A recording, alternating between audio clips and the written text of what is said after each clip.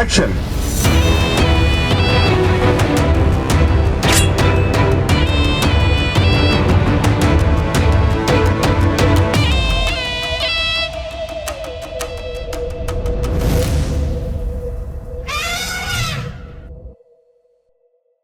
அண்ணன் கேபி அண்ணனுடைய அறிக்கையை நான் பார்த்தேன். நான் அது தவறான புரிதல்னு நான் சொல்ல முடியும். பள்ளிக்கல்வித்துறை அமைச்சர் அன்பு சகோதரர் மகேஷ் பொய்யாமொழி அவர் என்ன சொல்லியிருக்கிறார்னா, கிட்டத்தட்ட 500 அரசு பள்ளிகள் பொறுத்தவரைக்கும் அவங்களுக்கு தனியார் பள்ளிகள் மூலியமாக சில வசதிகள், கட்டமைப்பு வசதிகள் செய்து தரப்படும் சொல்லியிருக்கிறார். அதே வேளையில் அந்த அரசு பள்ளிகளுடைய அடிப்படைத்தன்மைகள், அரசு பள்ளிகளோட அடிப்படைத்தன்மை என்னென்னா, சாதாரண ஏழை எளிய குடும்பத்து பிள்ளைகளுக்கு கல்வி அது கிடைக்கிறதுக்காண்டி அரசு பள்ளிகள், அதுக்குண்டான அடிப்படைத்தன்மை மாற போகிறது கிடையாது. அவங்களுடைய அது ஃபீஸ் ஸ்ட்ரக்சர்லேயோ இல்லாட்டி வேறு எதுலேயுமே அது சேஞ்சஸ் இருக்காது. இந்த தனியார் பள்ளிகள் மூலமாக அதை தத்தெடுக்கிறதுங்கிறது அந்த அரசு பள்ளிகளுக்கு தனியார் பள்ளிகளுக்கு நிகராக அந்த கட்டமைப்புகளை உருவாக்குறதுக்கு உண்டான ஒரு முயற்சியாக தவிர, இந்த அரசு பள்ளிகளை தனியார் பள்ளிகளுக்கு நிகராக அல்ல அது மாதிரி ஃபீஸோ ஹையர் ஃபீஸோ மாற்றுறதுக்கு உண்டான எதுவுமே கிடையாது. தவறான புரிதல் இது. நான் இன்னைக்கு பத்திரிகையில் நான் படிச்சிருந்தேன். நான் படிச்சுட்டு பொறுத்த வரைக்கும் இது முழுமையாக நான் அதில் அதே சகோதரர் அண்ணாமலை என்ன சொல்லியிருக்கிறாருன்னா, வருஷத்துக்கு இந்த கல்வித்துறைக்கு கிட்டத்தட்ட 44,000 கோடி அரசு ஒதுக்குறாங்க.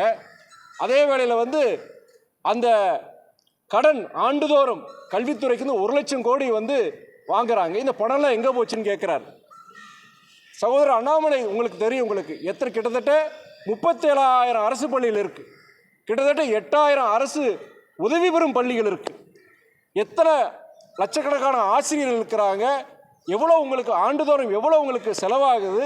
அதுவும் இல்லாமல் நம்முடைய பள்ளிக்கல்வித்துறை பொறுத்த வரைக்கும் ஒரு சிறந்த அமைச்சர், நான் கூட்டணி இருக்கிறக்காண்டி சொல்கிறேன், நான் தமிழ்நாட்டுடைய வரலாறுலேயே தமிழ்நாட்டுடைய சிறந்த பள்ளிக்கல்வித்துறை அமைச்சர்னா நம்முடைய சகோதரர் அன்பு மகேஷ் பொய்யாமொழி சொல்ல முடியும்.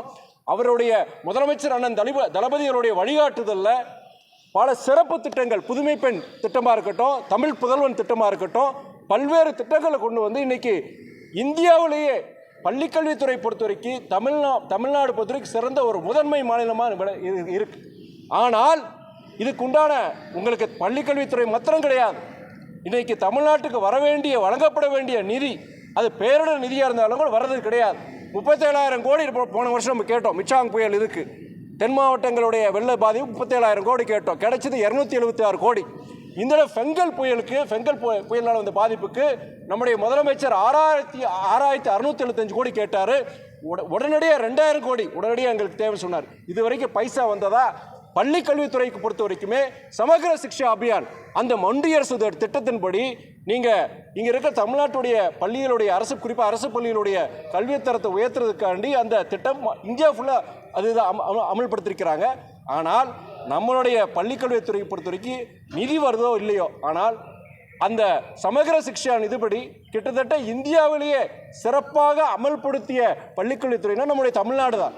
ஆனால் நம்மளுடைய தமிழ்நாட்டுக்கு வர வேண்டிய அந்த சமகர சிக்ஷா நிதி கிட்டத்தட்ட 2,000 கோடி கொடுக்கல. ஏன் கொடுக்கலன்னா, நீங்கள் தேசிய கல்விக் கொள்கை நேஷனல் எஜுகேஷன் பாலிசியாக இருக்கட்டும், நீங்கள் ஹிந்தியை பொறுத்த வரைக்கும் நீங்கள் 3வது மொழி மும்மொழி திட்டத்தை நீங்கள் அமல்படுத்தினாதான் அந்த 2,000 கோடியை நான் கொடுப்பேன்னு சொல்கிறாரு ஒன்றிய அமைச்சர். நான் அன்னைக்கு டெல்லியில் பொறுத்த வரைக்கும் நம்மளுடைய பள்ளிக்கல்வித்துறை அமைச்சர் அன்பில் மகேஷ் பொய்யாமொழி இருக்கும் பொழுது அவர் கிட்டத்தட்ட பிச்சை என்ற மாதிரி தாங்க நம்முடைய பள்ளிக்கல்வித்துறை அதிகாரிகளோட அமைச்சர் கேட்குறாரு.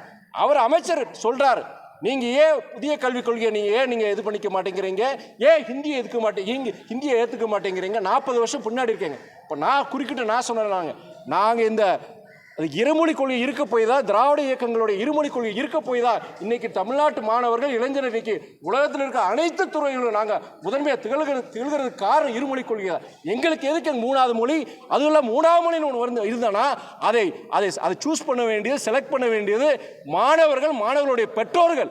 அதை அரசியல் இயக்கங்கள் இது பண்ணக்கூடாது. 3வது மொழி இந்த மொழியாக இருக்கட்டுமே, பிரெஞ்சு மொழியாக இருக்கட்டும், ஜெர்மன் மொழியாக இருக்கட்டும், இன்றைக்கி உலகமயமாக பற்றி இன்றைக்கி குளோபலைசேஷன் பற்றி பேசுகிறோம். இந்தியாவை 3வது உலக வல்லரசா, பொருளாதார வல்லரசா உருவாக்க நினைக்கிறோம். அப்படி இருக்கும்போது 3வது மொழி ஒரு வெளிநாட்டு மொழியாக இருக்கக்கூடாது. என்ன அது என்ன ஹிந்தி 3வது மொழி வந்து நீங்கள் ஹிந்தி தான் இருக்கணும், இல்லாட்டி சமஸ்கிருதம் இருக்கணும் என்ன சொல்கிறீங்க நீங்கள்? இது போன்ற விஷயங்களை பொறுத்த வரைக்கும் சகோதரர் அண்ணாமலையுடைய குற்றச்சாட்டு வச்சிருக்கிறாரு, மற்ற பிற எதிர்கட்சிக்கார குற்றச்சாட்டு வச்சிருக்காங்க. நான் ஒன்று சொல்கிறேன், தமிழ்நாடு பள்ளிக்கல்வித்துறை கொடுத்த நிதியை கொடுத்துருக்கிறீங்களா நீங்கள்? எதுவுமே செய்யாமல் வேறு நிதி நெருக்கடி இருக்கும்போது தனியார் பள்ளிகள் மூலிமா இந்த 500 அரசு பள்ளிகளுக்கு பொறுத்த வரைக்கும் நீங்கள் அந்த வசதிகள் அடிப்படை வசதி செய்து கொடுக்க வேண்டிய ஒரு முயற்சி தான் அமைச்சர் எடுத்திருக்கிறார். இதில் நான் வேற ஒன்றும் நான் பார்க்கல. கிட்டத்தட்ட 97 விழுக்காடு வந்து பணிகள் முடிஞ்சிருக்கு. கிட்டத்தட்ட இது வரைக்கும் 3 மீட்டிங் 3 கூட்டங்கள், ஏர்போர்ட்ஸ் அத்தாரிட்டி டைரக்டர், நம்முடைய மாவட்ட ஆட்சியர், நம்ம இந்த திருச்சி இந்த அதிகாரிகள், நம்ம தமிழ்நாடு அரசு அந்த அதிகாரிகள் எல்லாரையும் வச்சு கிட்டத்தட்ட 3 மீட்டிங்ஸ் ஆர்கனைஸ் பண்ணியிருக்கோம். கிட்டத்தட்ட 97% வந்து அந்த நில கையெழுப்படுத்தப்படுகிற பணிகள் முடிஞ்சிருக்கு. அதுக்கு இனியும் சில கோஆர்டினேஷன் ஒர்க் இருக்குது. கண்டிப்பாக என்னோட இது என்னென்னா அடுத்து ஒரு 6 மாதத்துக்குள்ளே கொண்டு வரணும் என்னுடைய ஆசை. அது திருச்சி மக்களுடைய நீண்டகால கோரிக்கை. கிட்டத்தட்ட 14 வருடங்களாக இந்த ஓடுதலை திருச்சியுடைய ரன்வே எக்ஸ்பேன்ஷன் வந்து அது காலதாமதம் ஆயிருக்கு. அது எப்படியாவது சீக்கிரம் முடிக்கிறது என்னுடைய ஆசை. கண்டிப்பாக நிறைவேறும்னு நினைக்கிறேன் நான். திருச்சிக்கு இந்த மெட்ரோ ரயில் திட்டம் எப்போ அமல்படுத்தப்படும்? அதாவது இன்னைக்கு மதுரையிலையும் கோவையிலையும் அந்த மெட்ரோ ரயில் திட்டத்தை வந்து அவங்க ஒன்றிய அரசு ஏதோ அதுக்கு இன் பிரின்சிபல் அவங்க ஒப்புதல் கொடுத்ததாகவும் இருக்குது. திருச்சியை பொறுத்த வரைக்கும் ஏன் இல்லைங்கிறது என்னுடைய கவலை. நம்மளுடைய தமிழக அரசுக்கும் பொறுத்த வரைக்கும் குறிப்பாக நம்முடைய அமைச்சர் தங்கம் தென்னரசு பொறுத்த வரைக்கும் இது சமீபத்தினுடைய சொல்லியிருந்தார்.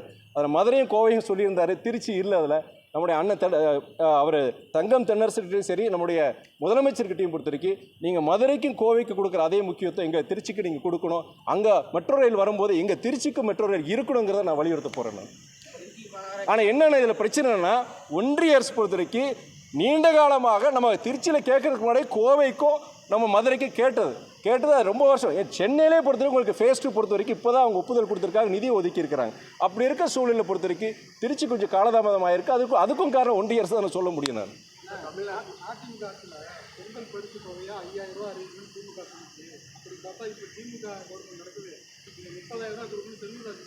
அதாவது அண்ணன் செல்லூர்ராஜ் பொறுத்த வரைக்கும் நான் தயவுசெய்து சீரியஸ் எடுத்துக்காதீங்க. அவரை நீங்கள் நியூ இயர் ஜோக்காட்டி அதை சொல்கிறீங்க நீங்கள்.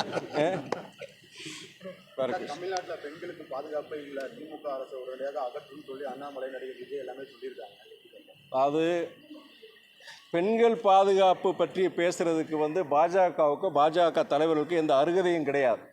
நீங்கள் நேஷனல் கிரைம் ரெக்கார்ட்ஸ் பியூரோ போய் பாருங்கள். நீங்கள் தேசிய குற்றங்களுக்கு உண்டான ஒரு ஆவணம் இது இருக்குது, அது எவ்ரி இயர் அவங்க இது பண்ணுறாங்க. அதுபடி பார்க்கும் பொழுது குற்றங்கள் அதிகமாக பெண்களுக்கு குற்றங்கள் நடக்கிறது, பெண்களுக்கு எதிரான குற்றங்கள் நடக்கிற அதிக மாநிலம் உத்தரப்பிரதேச கிட்டத்தட்ட கடந்த 3 முறை ஆட்சியில் இருக்கிறது யாரு?